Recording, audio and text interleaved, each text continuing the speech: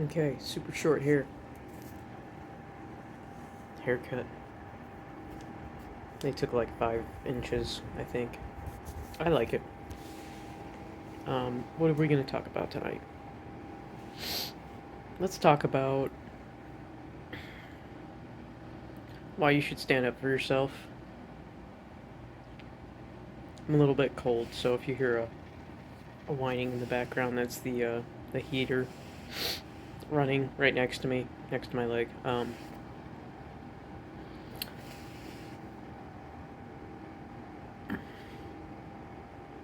So I grew up with a codependent mother. There's an impact to that. My mother is very good at accommodating other people and their requests, um, and I became, to a certain extent, that as well. Not as much of a people pleaser, personally.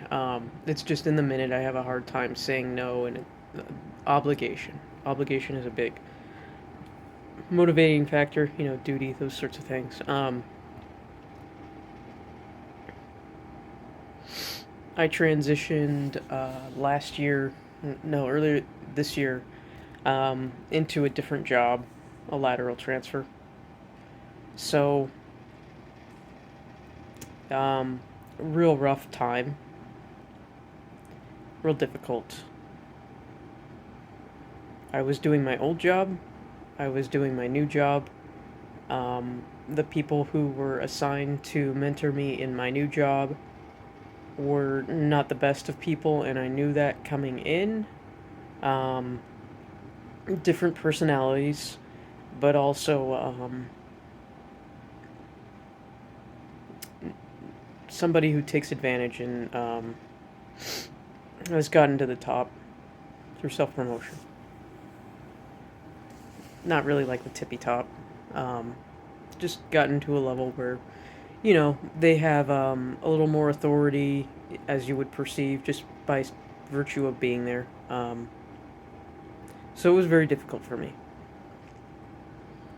Meanwhile, a lot of personal things were going on. I started school for my MBA. I'm about halfway done now. Knocked it out real quick. Too quick, maybe. But oh well. Um,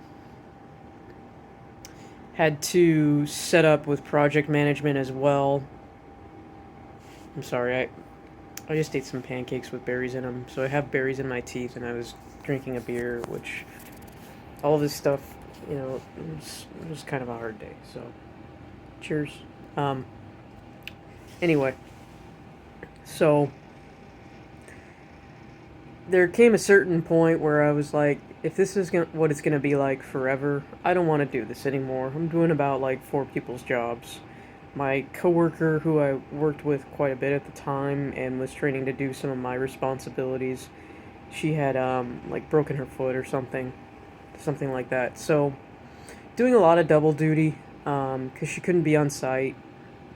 Um, and then upper level engineer was pushing off a lot of his work on me, which was pretty typical. And then I'm supposed to be doing this type of work that I've never done before that's pretty technical and complicated the first time around.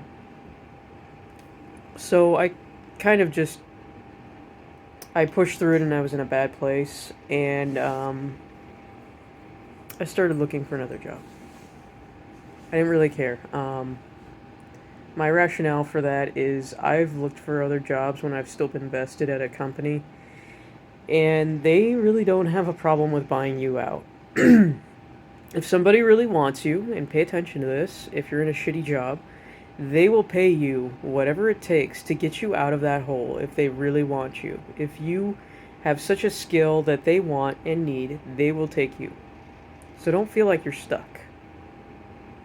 In the past, when I've done that, go look for a new job while I've got my current job, just out of a place of frustration. It helps me also gain a lot of perspective. Because once you start looking, you see what's out there, and you have to start looking at what are the good qualities of me, what are my strengths, what are my weaknesses, those things. But that's a side tangent that I don't want to get into tonight. Um, didn't get any of the jobs that I applied for. Had quite a few interviews, which was good. I got to see kind of how things are going outside of there, what the lay of the land is currently in both other consulting companies, OEMs, and then aftermarket. Aftermarket was really cool. That one I was sad that I did not get, but uh, that's okay. Where God wants me to be. So, first interview with aftermarket, I was very conflicted because I liked the job, I liked the people, and I was like, it's really like it's gonna be different. You're not always gonna be behind. You're not gonna be in super lean. Like you're gonna have to be very good at your job and very versatile, which is normal and that's expected of me. But then at the same time, I was like, I'm throwing this away. I'm really throwing this away. I was the first woman to, I guess, like push into the first female to push into doing calibration. There's another woman who's getting into that as well at our work, but those were the first two to my knowledge, and I was the first. And I had to look at it as they're gonna have to get used to it because I'm not going anywhere. They're gonna have to get used to it because I'm not going anywhere, and I'm gonna have to teach them how I want to be treated. And that means saying no. There's perfectly good ways to do your job. There's perfectly good ways to find the solutions for the things that you need. I do that every day. Um, so we had a situation on Monday which turned out to not be what I thought it was. Um, Long story short, I ended up ad-libbing at a meeting when I shouldn't have been ad-libbing because had no material to prep on, wasn't given to me.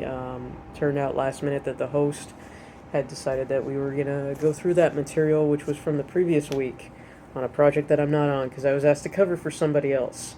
So the person who asked me to cover for them, I talked to their boss. And I had not taken that strategy before, and I was kind of kicking myself and thinking about it today. I was like, why didn't I just talk to this guy's boss at some point? Because I've talked to the individual, I've had some difficulties with that individual a lot. And I thought a lot about it today. And I really had to think about this and think about it hard. Is that I don't mind giving an apology for false accusation. I was wrong.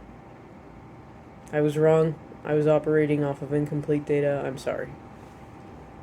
So that's what I'll give tomorrow if it's required when we talk about it. And I think I should be giving that because that does.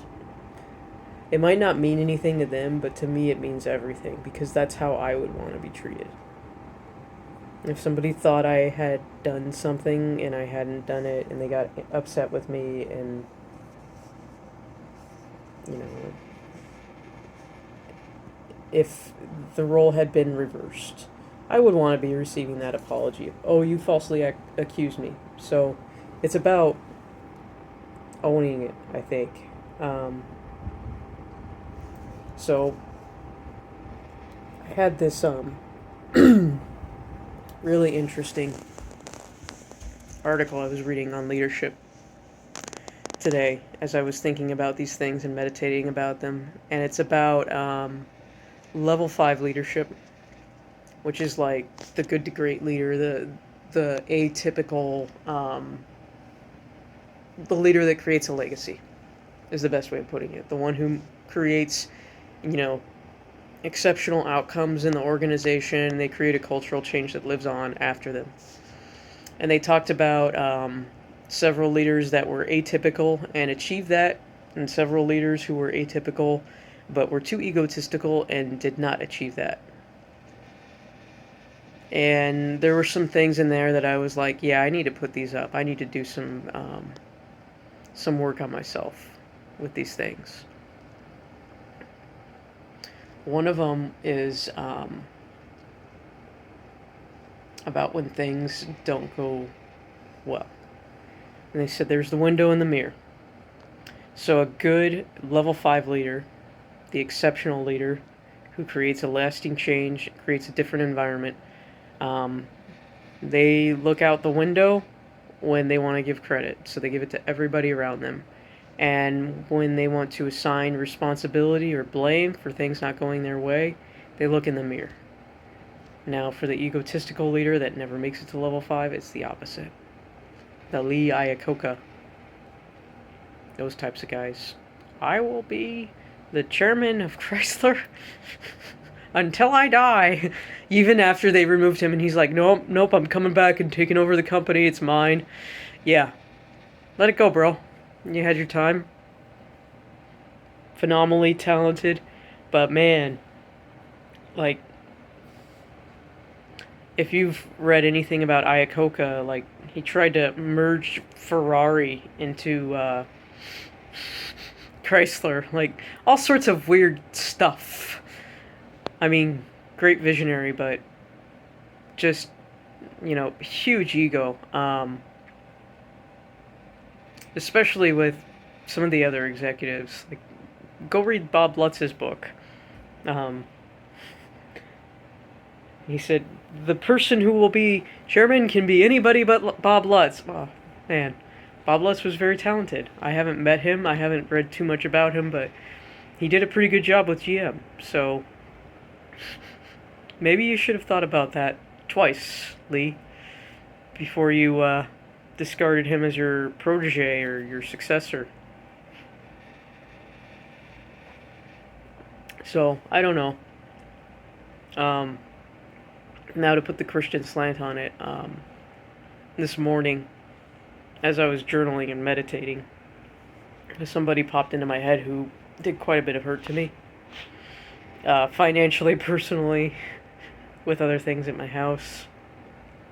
And I said, I don't want to pray for them. And then I asked, is that a very Christian thing to do? No, it's not. So I prayed for them. Prayed for this person that I have to talk to tomorrow and their boss as well. And I think I'm going to do that tomorrow as well. I think that'll be helpful. And I need to start looking in the mirror to assign responsibility and looking out the window to assign credit. So I'm going to be going through that and figuring out what little things do I change on a day-to-day basis? What do you want me to do with that, God? So, on a last note, I was standing in the garage and it was freezing, and I was trying to shove the Jeep far enough back that over the next couple of weeks I can close the garage door, turn on the space heater, and just get to work in there and work through working on this engine that has a oil cooler leak deep in the V. And I'm looking back at my house, which I've sunk tens of thousands of dollars into, and I've toiled and I've sweated over and cried over and pulled out a lot of my hair, and I'm still not done, and I feel trapped here sometimes, and I was really grateful. I was really grateful that it wasn't in the same shape that it was last year or when I first moved in. I was really grateful that God allowed me to do all of that work and to see all of that while I was standing there in the cold and having gotten just a little bit closer to finishing up some of the work on the Jeep. So, that's what I have for tonight. If I was to put it in any cliff notes, it would be, if you're going to assign blame, look in the mirror. If you're going to assign credit, look out the window. And always be willing to apologize. It doesn't make you weak. Don't do it inappropriately, but if an apology is fitting, then render it. It's that simple. We put so much effort into not doing the things that we ought to do. Let's just do the things that we ought to do. Good night.